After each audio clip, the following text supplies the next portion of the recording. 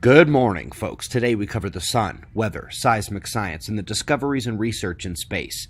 Left of the Earth scale, we see an active region coming into view, so let's go to spaceweathernews.com, and we find the last day on our star mostly dominated by the trailing southern reach of the coronal hole system, in black. And again, on the left you see the brightness incoming of that sunspot group. We cannot yet see if sunspot umbra exists beneath the bright fields, but we will in about 24 hours.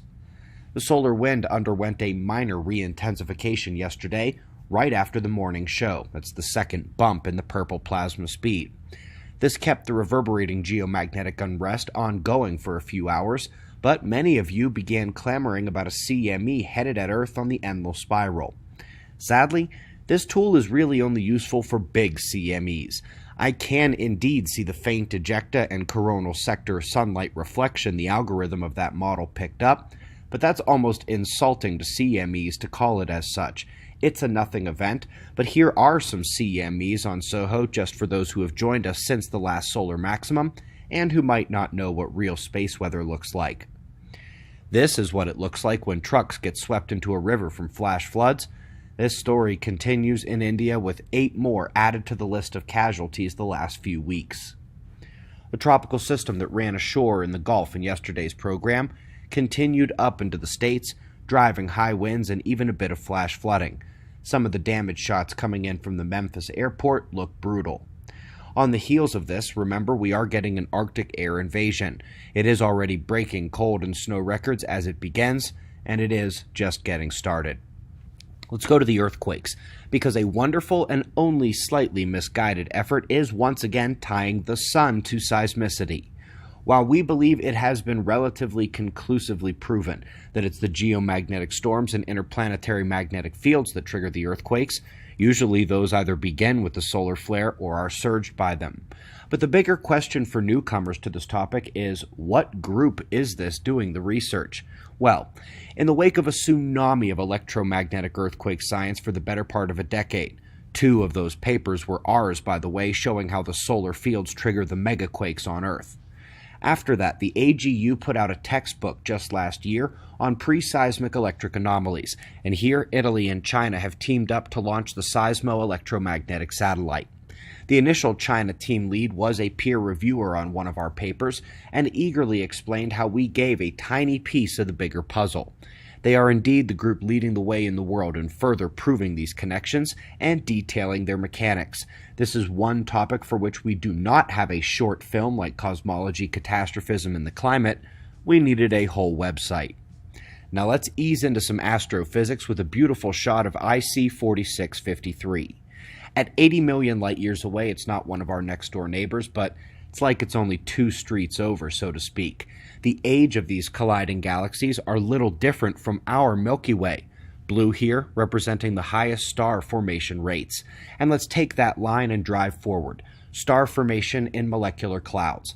Last year, Sophia and Alma were both able to show that magnetic fields and plasma turbulence dominate the effects of gravity in those regions. And today, that goes one step further with the detailing of the Hall electromagnetic effect and its importance to the star formation. It also contains a nice little note for those who got confused about my angular momentum conservation comment a few days ago.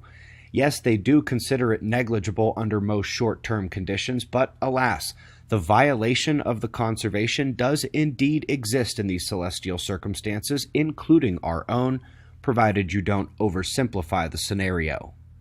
100 points for these scientists' decision to focus on Coulomb flux tubes, -2 points for the name. These are Birkeland currents, magnetic flux ropes, the cosmic versions of copper wiring. And when we get a particle radiation storm from Sun to Earth or those flux transfer events, that is along the magnetic connection flux tube, which tend to connect back to the Sun at the coronal holes, and they exist throughout the solar system.